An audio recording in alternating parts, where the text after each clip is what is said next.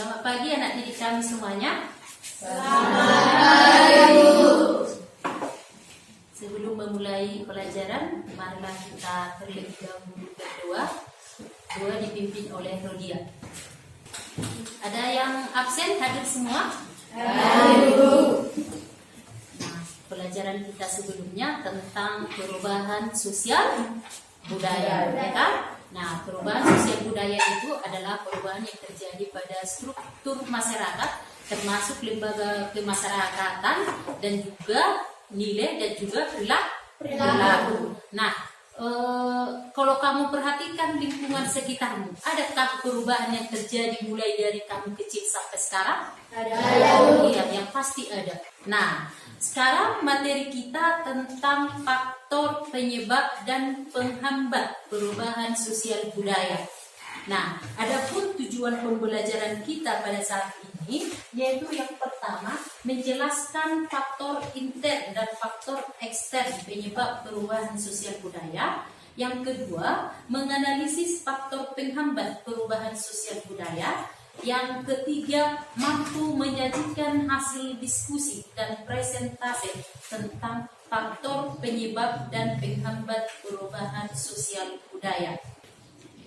Ini buat peta konsep perubahan penyebab perubahan sosial budaya ada dua, ada faktor intern dan faktor ekstern. Nah, faktor intern itu adalah faktor yang datang dari dalam masyarakat itu sendiri. Yang pertama yaitu bertambah dan berkurangnya jumlah penduduk, yang kedua konflik, yang ketiga penemuan baru, yang keempat adalah revolusi. Nah, yang kedua yaitu faktor ekstern.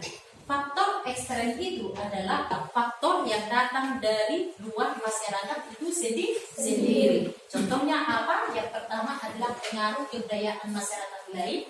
Yang kedua adalah kondisi alam fisik yang berubah.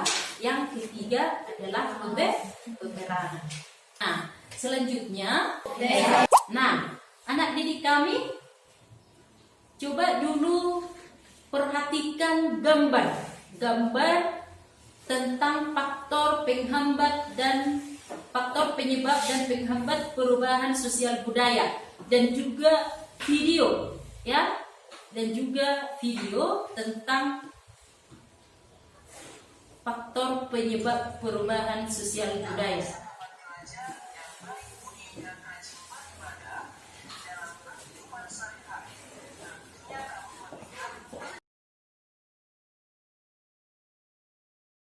Anak didik kami, tadi kalian sudah mengamati gambar dan video tentang faktor penyebab dan juga penghambat perubahan sosial budaya. Nah, sekarang secara berkelompok anak didik kami mengidentifikasi permasalahan-permasalahan yang muncul pada gambar dan juga video. Nah, untuk menjawab pertanyaan dari gambar dan video tersebut, Ibu akan bagikan LKPD. Nah, nanti LKPD ini disesuaikan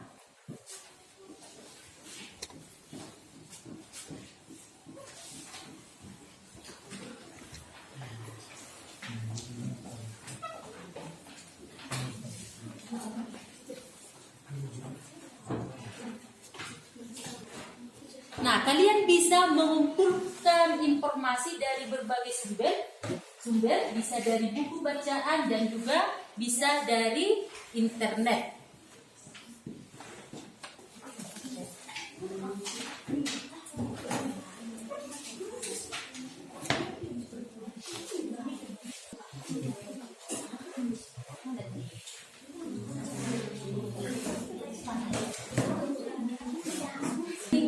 Dengan perubahan-perubahan pada unsur tertentu.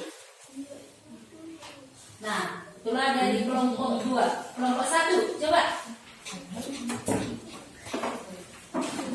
Semakin besar jumlah penduduk, semakin banyak permasalahan yang dihadapi oleh budaya. Sebagai contoh, jumlah sekitar penduduk suatu kota mengalami peningkatan yang besar karena adanya urbanisasi. 2. Penyebab terjadinya konflik pada dasarnya karena adanya perbedaan kepentingan, pendapat, budaya, atau antar individu. Iya, semakin besar jumlah penduduk maka akan semakin banyak permasalahan yang dihadapi oleh suatu daerah. Iya, oleh suatu daerah. Kelompok 3.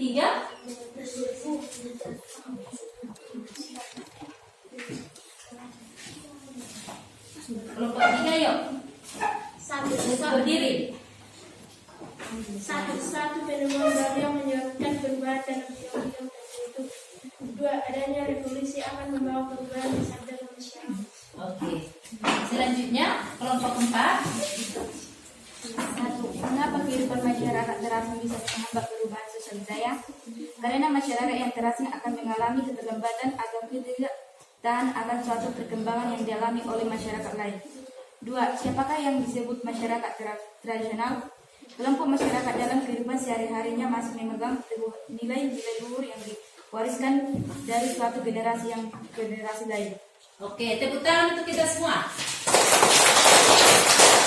Nah, baiklah, tadi setiap kelompok sudah mempresentasikan hasil diskusi kelompoknya. Dan kelompok yang lain sudah memberikan masukan terhadap kelompok yang sudah maju. Maka ibu simpulkan bahwa faktor penyebab perubahan sosial budaya itu ada 2, ada yang faktor intern dan juga faktor ekstern. Nah, faktor intern itu tadi adalah faktor yang datang dari dalam masyarakat itu sendiri, yaitu yang pertama tadi apa contohnya? Bertambah dan berkurangnya jumlah penduduk. Yang kedua apa? Konflik, ya kan? Yang ketiga apa lagi? Penemuan baru. Yang keempat ada revolusi atau pemberontakan dalam masyarakat itu sendiri. Sedangkan faktor ekstern adalah faktor yang datang dari luar masyarakat. Yang apa tadi contohnya? Kondisi fisik alam yang berubah. Yang kedua apa lagi? Pengaruh kebudayaan masyarakat yang lain. Selanjutnya apa? Peperangan. Sedangkan faktor penghambat perubahan sosial budaya itu yang pertama dari sikap masyarakat yang masih tradisional. Selanjutnya apa lagi? Perkembangan ilmu pengetahuan dan teknologi yang terhambat. Yang selanjutnya apa lagi? Sikap masyarakat yang terasing. Lalu apa lagi?